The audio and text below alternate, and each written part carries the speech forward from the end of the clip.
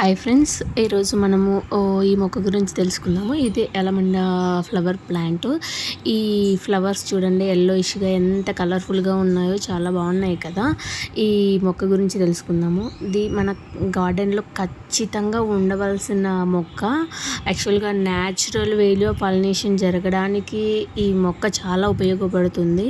ఎందుకంటే ఇది బ్రైట్గా ఉంటుంది, చాలా సువాసనగా ఉంటుంది. కాబట్టి వీటికి బటర్ఫ్లైస్ త్వరగా అట్రాక్ట్ అవుతాయి. ఇలా అట్రాక్ట్ అవ్వడం వల్ల మన గార్డెన్లో ఉన్న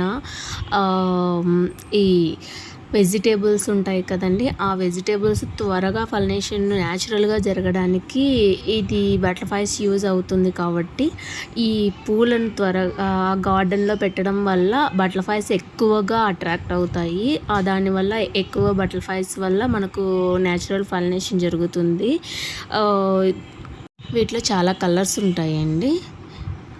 orange, red, pink, white, purple, చాలా కలర్స్ ఉంటాయి. న్యాచురల్ వేలో పాలినేషన్ జరగడానికి ఈ మొక్క చాలా దోహదపడుతుంది. మీకు ఎక్కడన్నా దొరికితే మాత్రం ఈ మొక్కను మీ గార్డెన్లో ఖచ్చితంగా పెంచుకోండి. Thanks for watching.